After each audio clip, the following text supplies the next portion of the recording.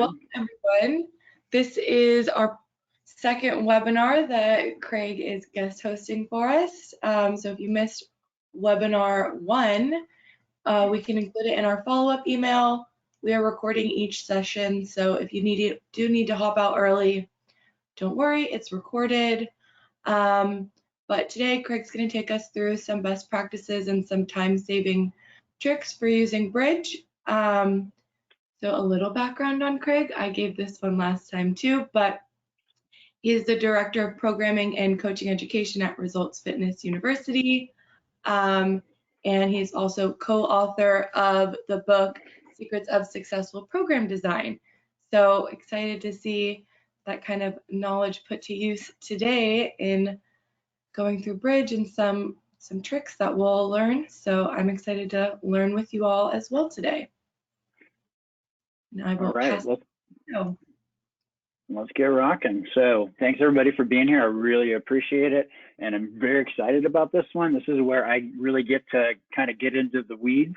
One of my favorite things to do is to play in the weeds and those details, which I'll share with you here in just a moment. Why I kind of tend to like that a lot. And that's one of the reasons why I'm really drawn to the Bridge, because of the little details that you get to play with, because they make a big difference in your practice. And I'm going to show you lots of things that we've learned over, almost already 4 years of using BridgeAthletic, how we put this stuff to use and to save you time and make it real efficient and really get you, spending more time coaching and building relationships with people more so than sitting behind the computer screen, in all honesty. So this is really going to help optimize your programming practice.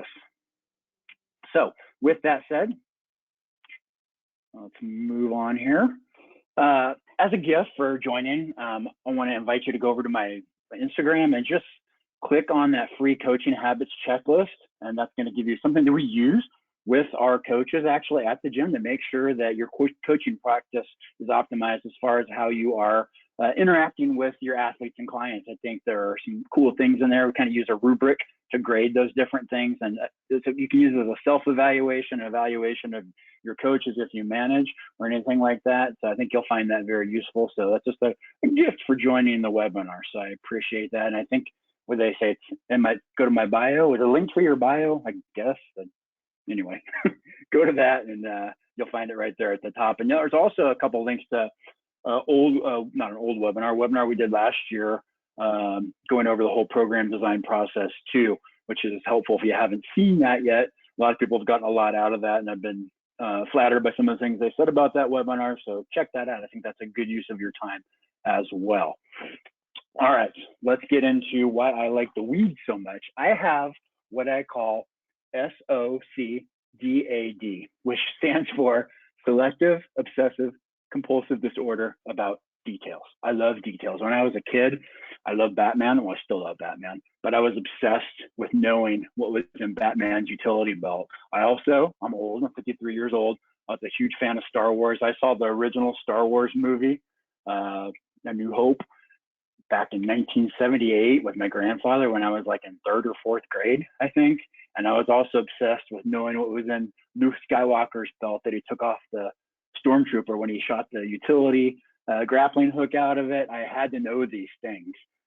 So I always had this kind of obsession with details as long as I can remember. Now, the key thing, I think details are really, really important, but you can get bogged down in the details without a doubt. So I think it's really important to identify what Cal Newport calls, the author of Digital Minimalism, Deep Work, and such, he calls non-trivial details. And that's really what we're going to try and focus on today. These non-trivial details that make a huge difference in the big picture of things. So one of the things that we're definitely known for talking about at Results Fitness is that we design programs, not workouts. So we focus on the big picture and then work back down into the smaller picture. We don't start small picture and then try to go broad. We start broad and then we get specific. And that's one of the reasons why we really, really were drawn to the Bridge software, because it works off that same philosophy and that same kind of principle of, starting broad and getting specific and big picture to small picture. This is an image from our book, that Alan and I wrote called Secrets of Successful Program Design.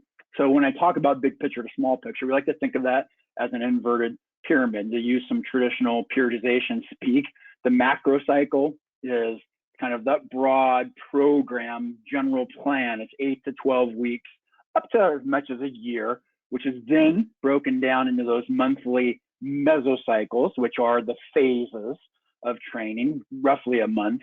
That just kind of works pretty well based on the calendar. They're 4 to 6 weeks typically. And then down to the microcycle, which is usually a quote unquote training week. It's not exactly always a calendar week of 7 days. Sometimes it can be stretched a little bit longer or even a little bit shorter than that.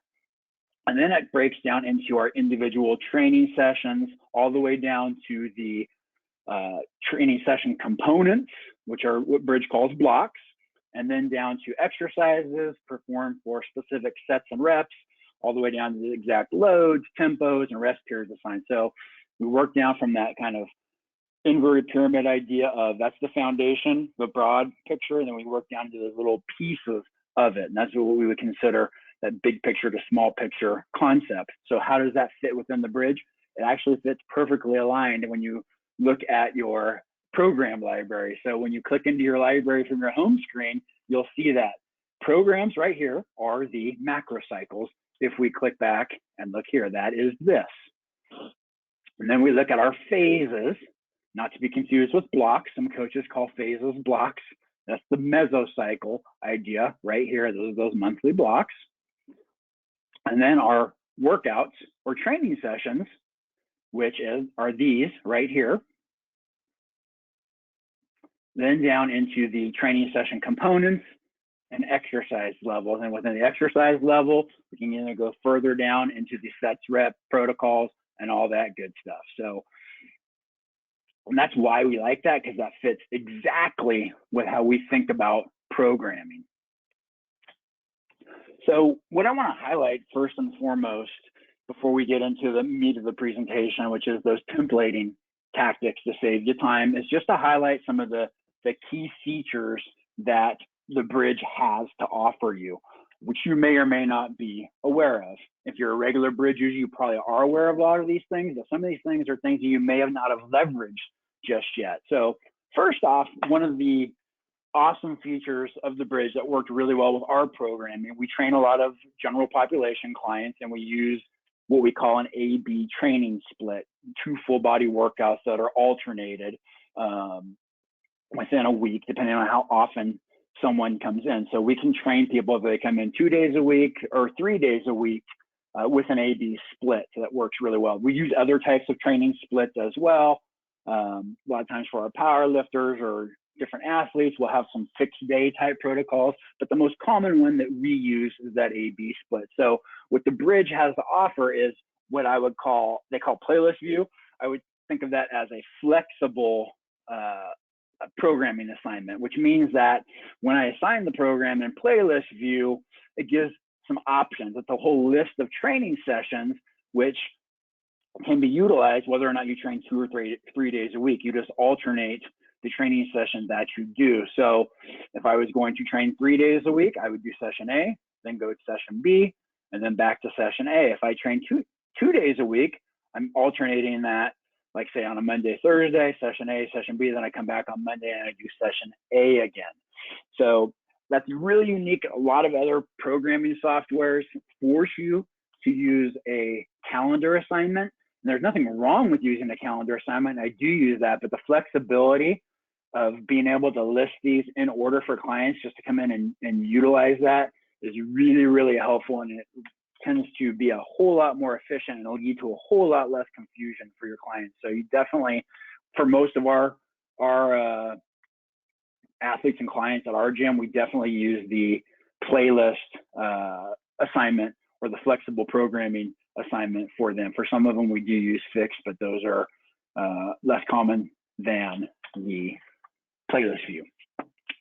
So the other unique thing that I love on the BridgeAthletic software is the ability to assign multiple programs to athletes or clients. So you can have a program assigned in a fixed calendar view. Like this is just my own program. I'm working on the 1-arm push-up for a strong first certification. So I have a program that I actually assign on a calendar for certain days. I want certain workouts or training sessions is done on certain days of the week. I assign that program to myself. Then I have some conditioning sessions assigned to myself in playlist view. Then I also have a mobility session assigned to myself that I use nightly in playlist view as well. And that's only really one actual training session, but playlist view is unique in that you can repeat those individual sessions more than once, which is awesome as well. So that is a unique feature as well. One of the things that people can use a lot, like they have to assign homework to their athletes or clients. That's kind of what I assigned to myself here with the mobility training sessions. You can assign FMS corrections, anything like that to people using the ability to assign those multiple programs. So you definitely want to leverage that and utilize it optimally. And the other key feature that I absolutely love that I definitely want to take a moment to highlight is load progression view. So I think that I've talked about this in the past. Visibility is really key. Having a digital platform that allows you to have as much visibility as possible is really, really important, because it's really easy to get lost when you have stuff all over the place on a digital platform. And this load progression view is one of the things that really drew us to utilizing the Bridge software. And what does that mean? That just means that when you organize your programs, I think if you write in like an A-B split like we can use that 3 days a week, but we don't write ABA across the quote unquote week. Think of it as week in concept only. It's more as how it's organized. We write them in columns, okay? That helps you stay organized. So always do that. Don't go ABA if you use that type of training split.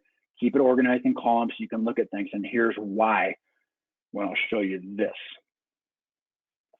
So what is it? Let's open it up. This is just a phase that I had a demo here. I'm going to go to edit, open it up, and you can see it's organized in weeks. Right now we're in week view. And if we move over into the upper right-hand corner here, we're going to open up into load progression view, which is basically just going to show us that column of A workouts right here.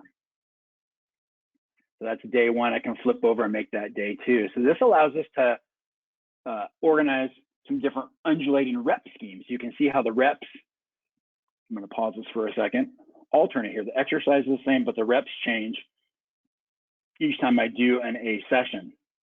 So that is a beautiful way to do that undulating rep program, and a way to see it, to check to see how many sets you have assigned on any given day, and just kind of have an overview of what those training sessions look like. If you have a big computer screen, you can actually display, I think, 6 or 7 days on it. I have a laptop, so it's only showing 4 on here. You have to use this arrow to move across that. But you definitely want to leverage that to take a look at your programs before you assign them, or make sure they're exactly what you want to have showing, and utilize that feature to do that undulating rep programming scheme if you so desire.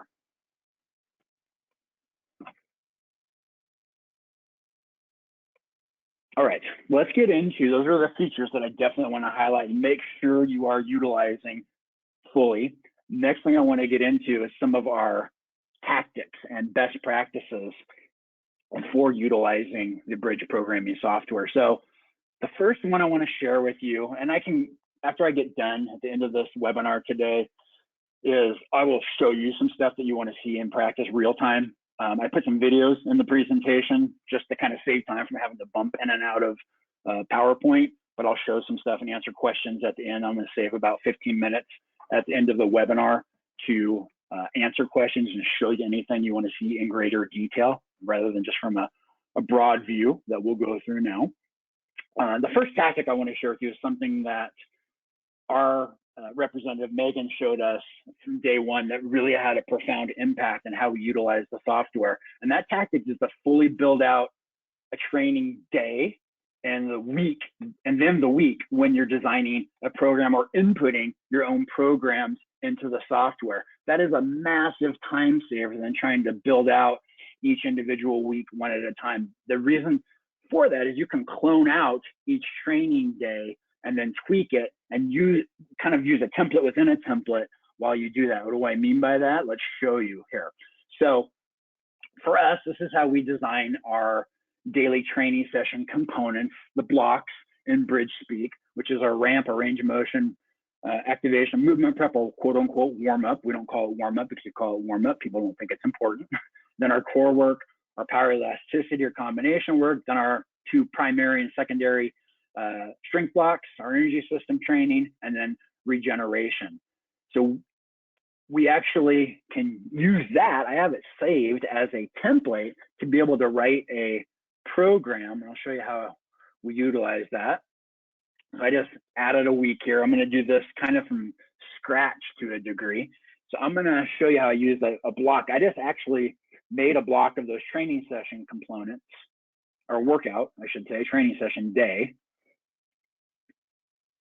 And I dropped that in. So you can see what I had on that previous slide, I just made into this. So when I first started moving our stuff over from Excel over into the Bridge, I just cloned that out and saved it as a training session so that I could write out exactly what I had in Excel over to the Bridge. I added the exercises. Once I put all the exercises in there, I cloned that training session over and then wrote the next one. And then I cloned out the week for that. So I had that all filled in. I didn't fill it all in right now, obviously, but I showed you. Imagine that's all filled in with exercises. Then I do the other day and I switch out those exercises for that. And then I clone out the week. So that is a great tactic to use when you first start putting your own programs into the software. So definitely leverage that. And then if you wanted to use that, change your rep schemes around, you could go to that load progression view and then start manipulating those rep schemes.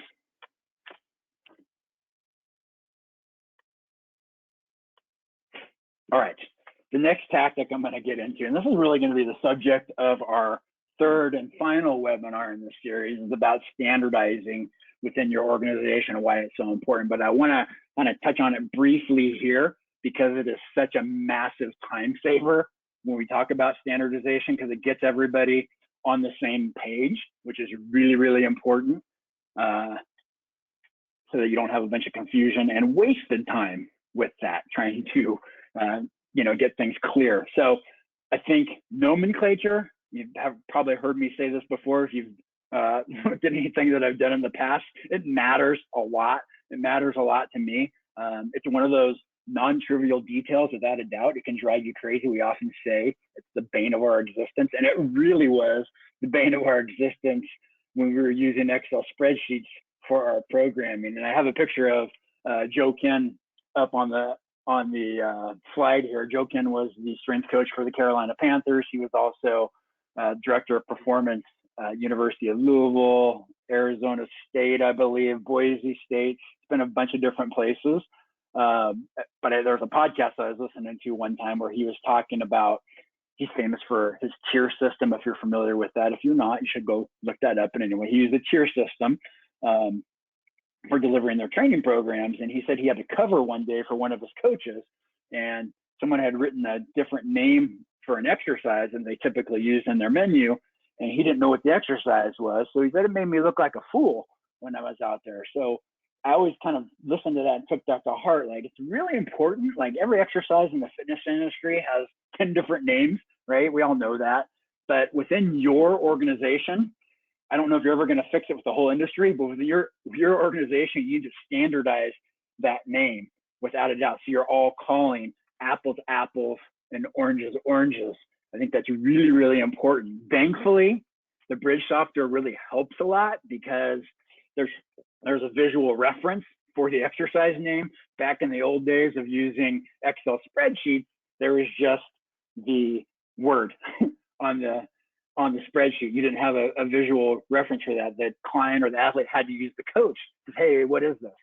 It's shown in a video, which is a nice feature, or a picture, which is a nice feature. But it's really, really important to be speaking the same language because you have clarity, and it eliminates a whole lot of confusion and wasted time with that. But we're going to go into that a lot deeper in our final webinar.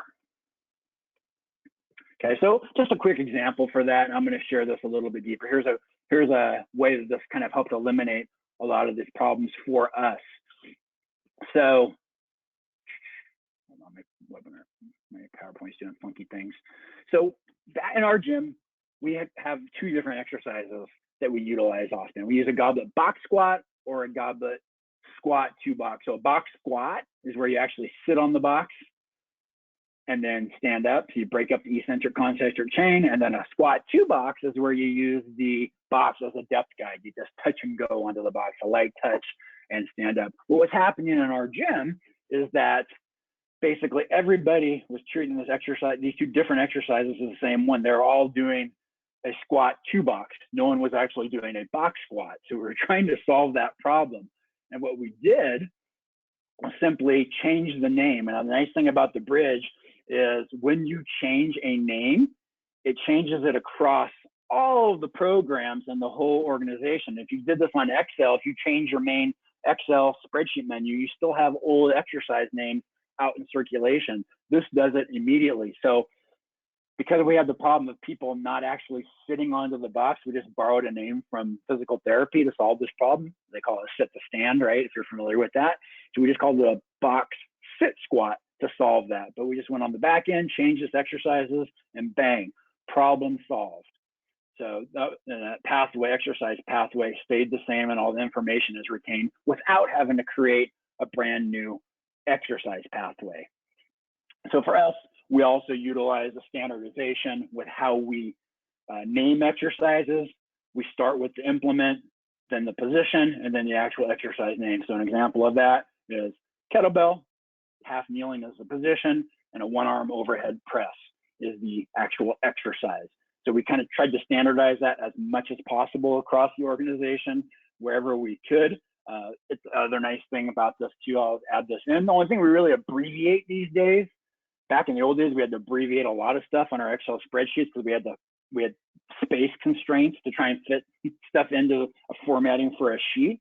The only thing we abbreviate these days mainly is the implement, like for kettlebell, DB, dumbbell, stuff like that. Put that in there. Most of the other stuff we do not have to abbreviate. Okay, so now let's get into some of the other cool stuff, some other tactics to save you a lot of time. One of the cool things that you can do, this is a new feature, a relatively new feature, is to have some constrained exercise choices within a program. What do I mean by that? So here's another image from our book, just showing our basic baseline kind of fundamental squat, symmetrical stance, parallel stance, squat progression. So that's how that would go. We can actually take these, if you have a sheet, like Mike Boyle's guys use a full-on like Excel spreadsheet with all of their exercise progressions and regressions laid out on it on one sheet. And they use that when they're actually training groups. So they know exactly what exercise to go to. So they have that, they carry that around. You can actually take something like that or this and implement it into your software. So you can see what I did here is I take these exercise changes or progressions and I put them actually into a templated program. So we use the exercise category name. We write it in capital letters here. And then from a programmer standpoint, I can just click on this and I can have these choices laid out for me. So it kind of constrains my choices. You can have other choices, but these are our kind of primary things that we would use for most people. You can have those pre-laid out within this. So whenever you see these little kind of double-sided arrows over here, that means there's an exercise progression listed for it. So it almost functions like a drop-down to a degree for you, without having to go into your exercise library, which is a nice feature. So what does that look like when we go to use it? Let's show you. Here's that progression laid out and organized onto it. So I can just click on the exercise that I want to use, have them all attached to it. What you also see is you can save those actually as templates to assign to training programs as well. I'm going to click on that and open it up. You can see how I did that for all the different exercise categories.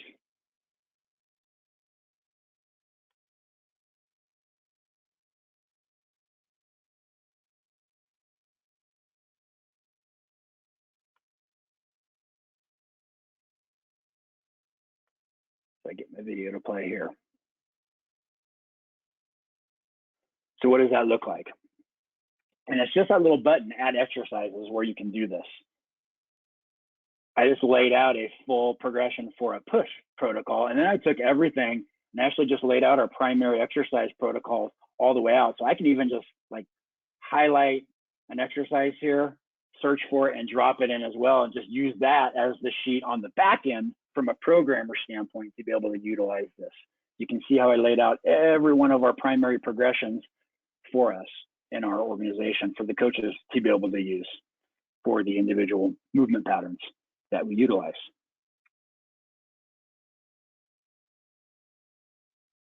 And like I said, if you want me to go a little deeper into detail on that after we get done with the presentation here, I can certainly do that as well. And I don't want to, again, get lost in the weeds here, going too deep into this, but that is a beautiful feature to be able to utilize. Okay, let's get into some templating. This is really, really important. I think that when people hear the word templating, they often think of it as a dirty word because it's a cookie cutter. I don't want you to think of templating as a dirty word or that it's a cookie cutter. It's not. It's just simply an outline. Just like you would outline a term paper that you were writing, it's simply a framework, as my good friend Joel Sanders from Exos calls it. It's just a framework. We're putting the kind of beams or the 2x4s up around the house, and then we're going to dress up the house and tweak things around with it. So think of it more like that, not as a cookie cutter, not as something that's set in stone that can't be moved around and can't be changed. It's just that simple outline. So again, just to highlight those ideas that we talked about earlier of working from big picture to small picture, we've got our program. We template tons of our programs without a doubt within the Bridge. And we have our main primary three things are obviously for our client goals are to look better, feel better, or perform better. Look better, feel better, or perform better. Those three are our main buckets. And then we have some branches off of those buckets that get a little more specific. Like if someone's working on going from their first chin-up goal, going from 0 to 1, we have a template built out that we can utilize for that. The other thing you can template is those phases or mesocycles. Now, I'll be honest with you, we don't template any phases because they're already templated within the program. And the Bridge gives you the ability to drop in phases. It just automatically makes a clone of a phase from an actual program. And I can show you that at the end of this webinar if you want to see that. We also can clone out training sessions. We have some of those cloned out, some common things that we will use. Then we have our training blocks, the session components that I mentioned earlier, like our ramps. That is the one that we clone out the most, we template the most, are the training session components or those blocks. And that's where I suggest you spend most of your time creating templates. And then our exercises, within our exercises, we've got some set rep protocols, which I will show you a little bit later, that we've cloned out, or keep on saying cloned out, that we template out as well to be able to utilize. So we're all writing things the same way. Okay, so here's an example of the 0 to 1 chin-up program. I can utilize that as a template program. So as I mentioned, the big tactic that I want you to spend your time on when you are working in the software is templating out those training blocks or training session components. And we really spent a ton of time building out some ramp components.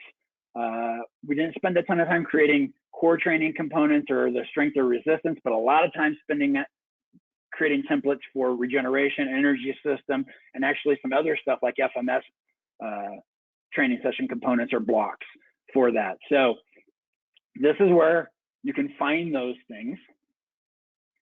Here's an example. So for us, when we switch that ramp thing out into a template block, we click on the 3 little dots there, switch it out. And this is what we call ramp 0. That is a common thing we'll give to someone in their first, if they're a novice coming into the gym. We can drop this ramp in. These are some common movement patterns and movement issues that we're going to work on with new clients. We're going to have a chance to teach them how to properly move in the warm-up, save us time when we're going into their strength training blocks as well. because we've already done some front end teaching. So we can drop that in by just dropping in this, pressing the switch button that I highlight there right at the bottom there.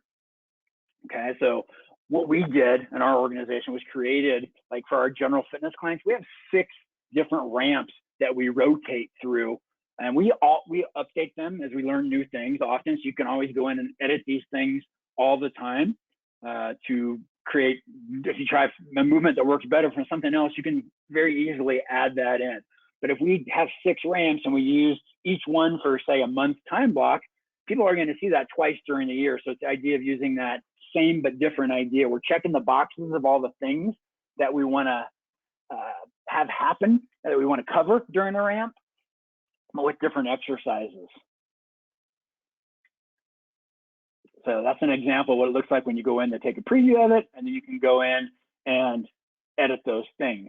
So the other feature you may not be aware of on the Bridge is that when you use the FMS form and create these scores, or add the scores to it, that they scored on, the client or athlete scored on each of the movements, you get a roadmap on what exercises to use to correct the movement pattern. That's there. You just click on the form and then open it up and you will find it. So you click on the FMS form here, and then you will be able to see that when you go onto the client page and ask for it. So there's also an upgrade that you can utilize within the Bridge, which is FMS Correctors. It actually uses the FMS algorithm based on those scores and will give you a corrective block that you can utilize to assign to clients. So this is where you can actually put it into the program.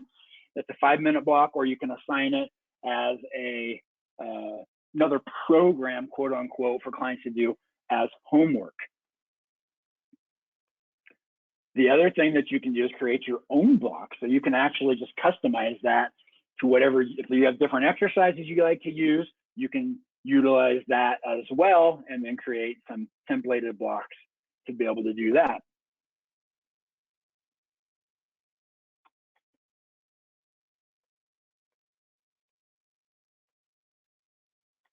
So here's an example. I wanted to show you how to use that. So if I go over and add a block,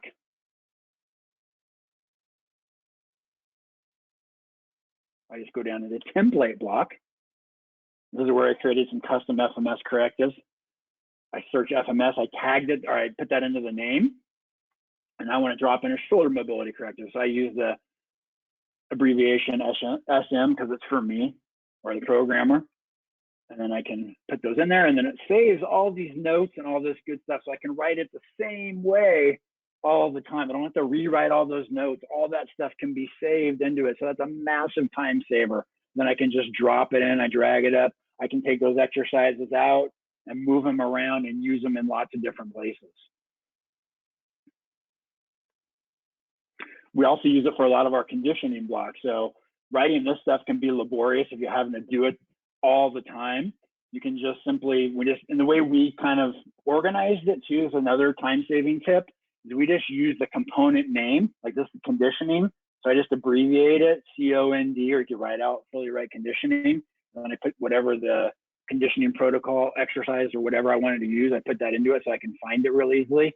But I can just use that as a way. You can also tag it and utilize that feature to be able to search it and use conditioning as a tag to find all these blocks as well.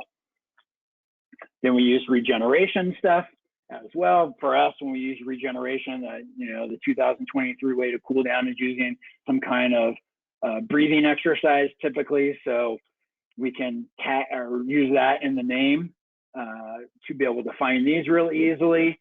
And then the nice thing about this, when you utilize it, is I can save the notes and all the ways to write this, so I don't have to do that every time. So that's the beauty of saving that as a block or as a template set, which I'll show here in just a moment. Okay, so how do we utilize that? Here's an example. You find those 3 dots, click on it, go to switch. I'm going to find search conditioning. So I have that in the name. And then I can scroll through, find out what I want, press switch. And then that comes into play there. So I did it the old-fashioned way, which I just laid out the full version. Then I kind of trim some of the additional volume that I want to get rid of, and then clone it out across the whole plan. Move it to both sides. Lots of different things you can do with that. I don't want to spend too much time on that. We can talk about that a little bit later. So let's get a little more granular, even deeper into this templating process. Another tactic is to template your set rep protocols and progression plans. So what do I mean by that? Where is this? If you open up an exercise, there's a little thing at the bottom that says use template sets. That's highlighted there. It's kind of hard to see sometimes, so be aware it's there. A lot of people don't know this exists. So how does it work? So let's say we're using a TRX or suspensions trainer inverted row. We like to use what we call custom numbers. So we have some numbers on the ground at the gym that are labeled on the floor, like as lines, like line number 1, 2, 3, 4, etc. And I just created a custom number template for rows. So I can save that, click on it, and then this note is saved. So it says record custom number on the floor where the heels are positioned, in the feet parameter to track progressions. That way we know when people are getting a little more horizontal, it's getting harder. So we want to have that be objective as possible. So we want to record that and have a way of doing that. So I can save this to be able to do that, which is awesome for us, because I don't have to do that every time. That note is saved and it's standardized across the organization. So everybody says it the same way and there's no confusion for our athletes and clients. The other nice feature here too, I think sometimes when we talk about progression plans, and I wrote an article on this for BridgeAthletic blog, I think we assume that people know how they're supposed to progress, or something that we teach them, and sometimes it's forgotten, in all honesty. So we can actually leverage technology and write this out for people. So I know the Bridge is doing an update very recently where you're going to be able to assign rep ranges as part of your parameters. Right now, we're currently writing it as a note. So I can write that for people in here, and then I can tell them what the plan is here. Use double progression, meaning I want you to add reps weekly with a given load until you're able to do the top range on all the prescribed sets, and then add load at the next session. So it's super clear for the client in question. They know what they're supposed to do. I don't have to worry about whether or not I've forgotten to tell them these things, which happens when you're training large volumes, right? So we can kind of solve that problem up front. So what does that look like? How do I utilize that? Here's an example.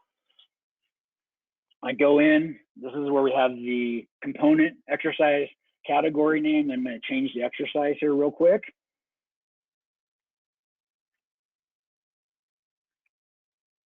Drop the exercise in, and you can change the parameters first before you change the exercise, which I probably would do. You can apply the switch to just the instance to all of the exercises on that phase 2, which are in this category.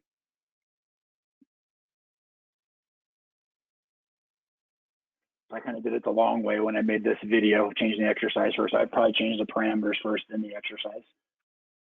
I go to use template sets, find it, find the one that I want to use, and I just made sure I named it like double progression, I think, when I put it in here. There it is.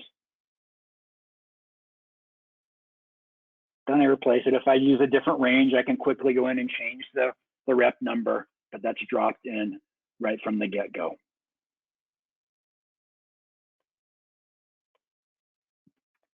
Another cool feature, and I'm not going to spend a ton of time on this, but you can utilize the ever popular 5-3-1 type plan, and you can actually use a training max for this. If I don't want to, you're familiar with that protocol. If my deadlift is 500 pounds and I want to use 95% of my actual deadlift max, I can actually set this up so that it'll use my deadlift and utilize 95% of that 500 pounds for other percentages of that 95%, which can be set up that way. So you can use that within the system as well. I'm going to kind of buzz past that so we can save a little bit of time. So I got some time to answer some questions. If you want to see that, like I said, I can go back and show you that later on. The other key feature, as we get a little more granular, which is a newer feature that got added to the platform, is the ability to utilize media. So I put a lot of time and effort into Excel spreadsheets over the years. And I wanted to be able to still utilize those ideally. So the nice thing about the upgrade on one of the, of being able to attach some stuff into a block is I can utilize images or screen captures in this. So for that double progression idea that I just showed, I can actually put a visual. I'm a visual learner. 80% of us are visual learners. I like to see it laid out. Here's an example of using that double progression in practice. So the client can see this image. When they hit it on their mobile app, it comes up in big view for them. We can lay out a snatch density protocol, like something we use for the TSC, so they can see how this protocol is supposed to use, how it's supposed to progress. And I can put extra notes here that I may not have room for into a screen capture as well. So I can utilize some of that work that I've already done and repurpose it basically within that. You can also attach audio notes, which is an awesome feature. I use this for my power lifters a lot.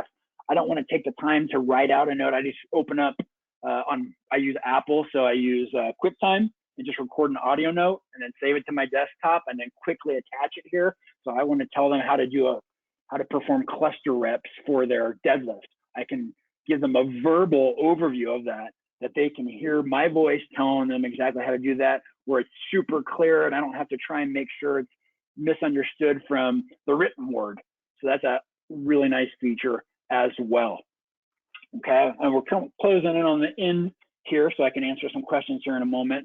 But this is another time-saving tactic that I think is kind of a secret thing that I do. I think it's unique, something I kind of thought of to do, which is to use a creator and a demo program to build out these template blocks that I'm suggesting you spend most of your time on. What do I mean by that?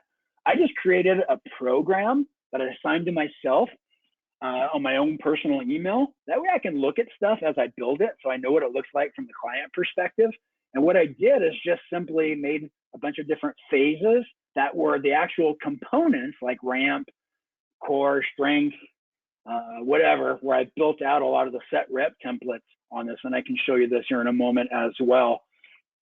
But I use that where I can build it and I can save all my work and go in there and edit it later as well. So that is a massive time-saving tactic that I would highly suggest using, is to create this program. Because of the fact that you can create multiple programs and assign them to yourself, you can utilize that.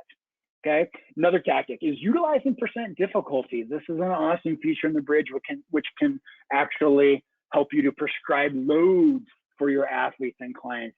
The big thing to understand is that this 85% difficulty is 85% of a 5-rep max, not of a 1-rep max, of a 5-rep max.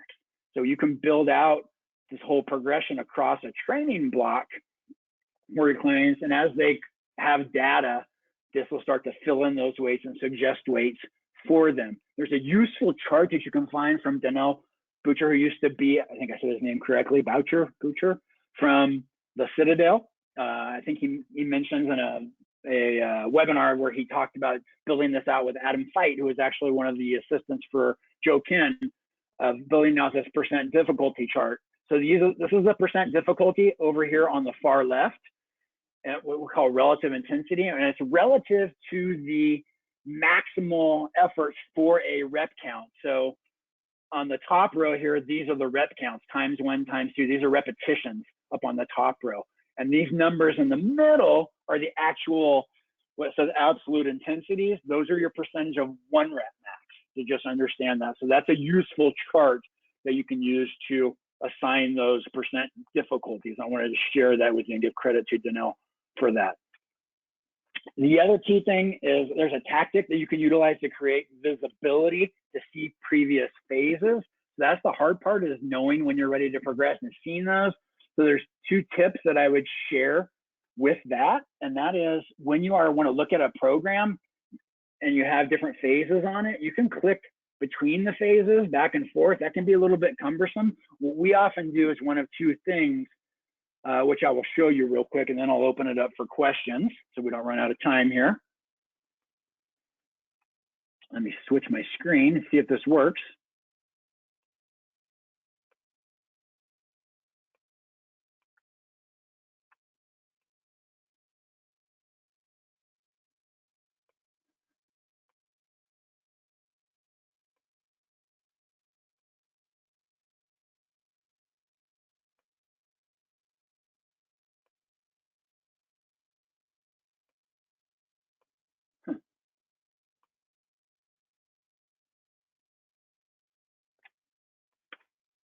Are you trying to switch over to the web browser? Yeah.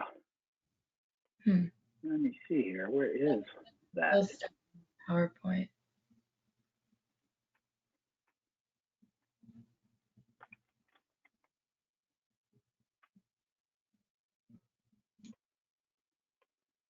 Okay. Can you see my screen here? Not yet. I don't think you're sharing yet. Hold on.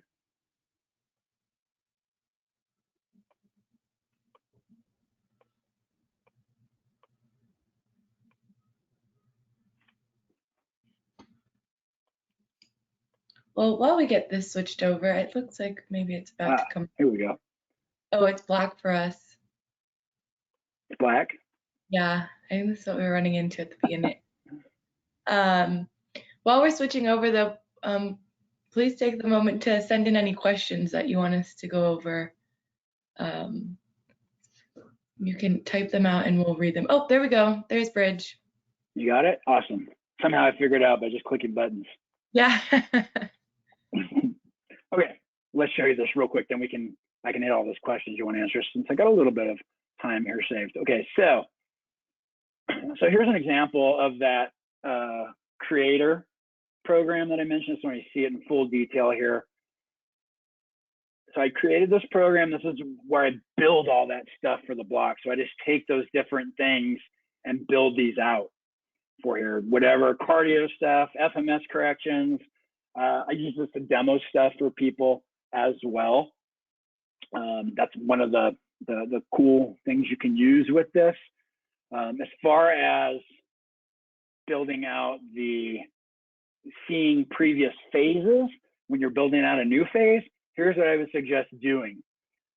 So this is another persona that I use, just an email address that I use to demonstrate stuff, just to protect the innocent, the names of the innocent, the emails of the innocent here. I'm going to edit this program. I have just a general fitness program assigned to this bridge tester avatar. This is phase 1. So let's say I'm going to drop in phase 2. I'm going to show you this too, because that kind of shows you why we don't actually build out template phases, because they're already pre-built out. So if I go to add phase, I'm going to add this from an existing program. I'm going to go to our results fitness templates that we use. And this is our general fitness model here, program that we're going to use. So here's where that phase actually is the template. I open this up. I'm going to drop in phase 2. So this is what I mean is our phases are already templated out right here. So I click on that and I press insert. And as soon as I do that, it just auto makes a copy right here. Okay. So what I can do if I want to, let's say I'm looking at phase 2 here, and I'm getting ready to build this out, and I want to see what someone was doing previously for phase 1, I could simply click on this and switch back and forth and toggle between phase 1 and phase 2 to look at what they were doing previously. What we do usually, the easiest thing to do is just go here, open up another window.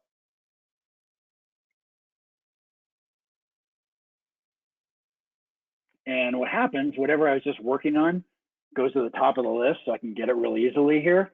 It's the most recently edited thing. I open that up, and then I open up wherever they were, which was usually, let's say, at the end of phase 1. I open that week up.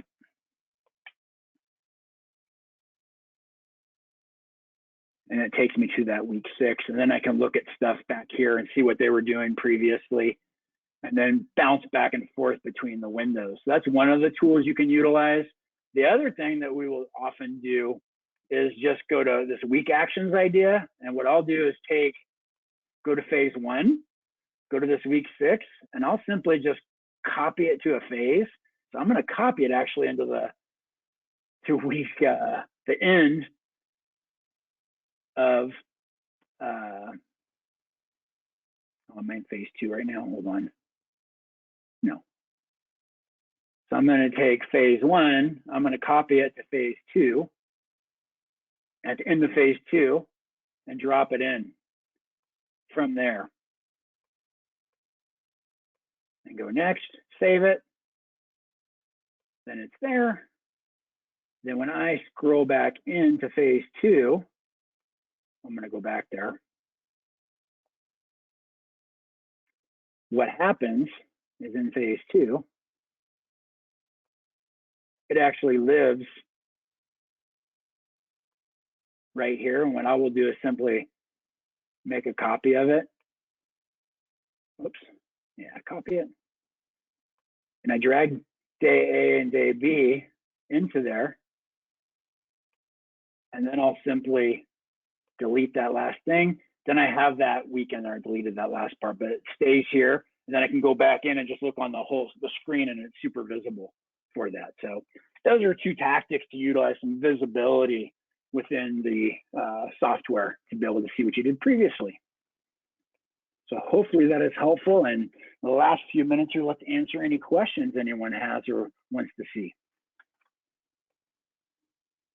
Great. Yeah, so if you do have any questions, you can submit them now. We will get rolling with the few that we do have submitted. One is, could you go over how to save the progression list again for exercises? Oh yeah, that's a good one. Okay, so let's open. What you need to do is basically just open up an exercise and go over here to the bottom button and go to add alternative exercise. Okay, so let's just say I'm just going to select some exercises here. I'm going to just randomly put some stuff in here, whatever you want to find. I put all these different things there. Again, it's a 1-arm plank. So I'm going to insert these things into the program. Okay, so all 3 of these get added in here, and then I can simply manipulate these things, change the parameters for each one as well. And then once I get done with that, I can save them as a template. And then I just name them, and I can save that whatever progression I create as a template. Then it's saved there. Then I can use them later on. Okay. Hopefully that answers that question. And now I've got that listed. Yeah, our alternative exercise is definitely a good hack. Yes. Okay, next question. Is there an easy way to add in exercises to template blocks while in weight room mode, or can you only switch exercises in weight room mode? So I think this is referring to our tablet weight room mode. Yeah, so when you're in tablet, you can just switch the exercises over. The question was about template sets? Yeah, is there an easy way to add in an exercise to a template block while in weight room mode?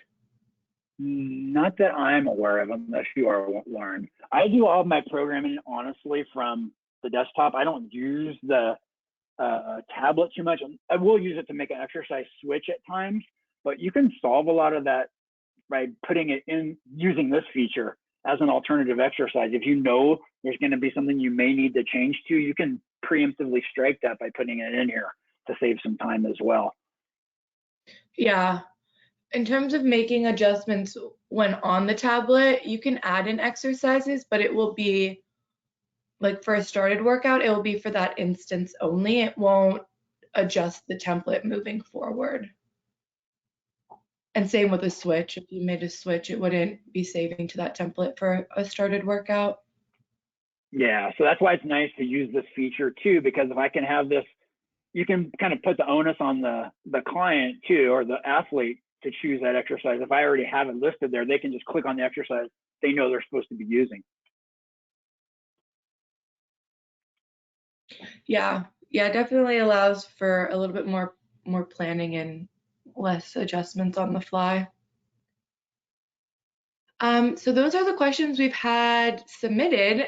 If anyone else has one last question or two, we do have a few more minutes here, but just as a reminder, we did record this session, so keep an eye out for an email coming soon. It will have the recording of this webinar and will also include Craig's first webinar from last month. And then we also have a third webinar that Craig alluded to a bit as well. So our next one will be in December. Yeah, that one we're going to go over definitely some of the standardization practices that are super useful. They're time-saving tactics as well, so they're kind of blended a little bit. It has some crossover for sure, but they're going to show you how to make things just run smoother within your organization and the way we standardize things to make things a little more clear for all of our coaches and athletes and clients.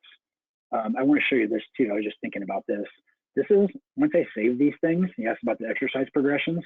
The other nice thing to be able to do is if I go to this add alternative exercise as well, so I can create those exercise progressions.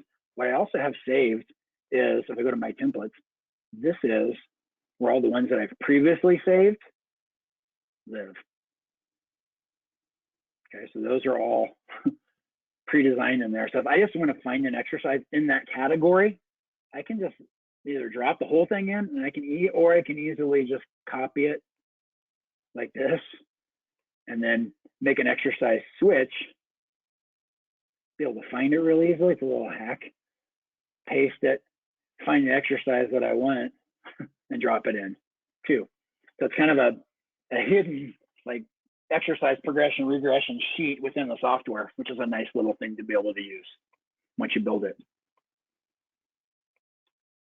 Yeah, lots of places to save templates within the system. So can just kind of reuse instead of rebuild.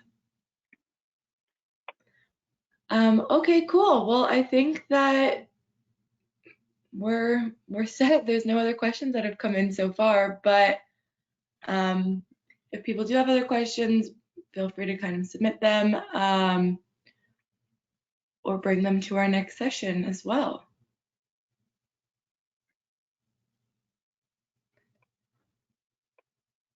Okay, great. Well, thanks, Craig, so much for taking us through this today. You bet. And yeah, again, keep an eye out for the recording. All right, guys, thanks a lot. I appreciate your time, and we'll see you in the next one. Thanks.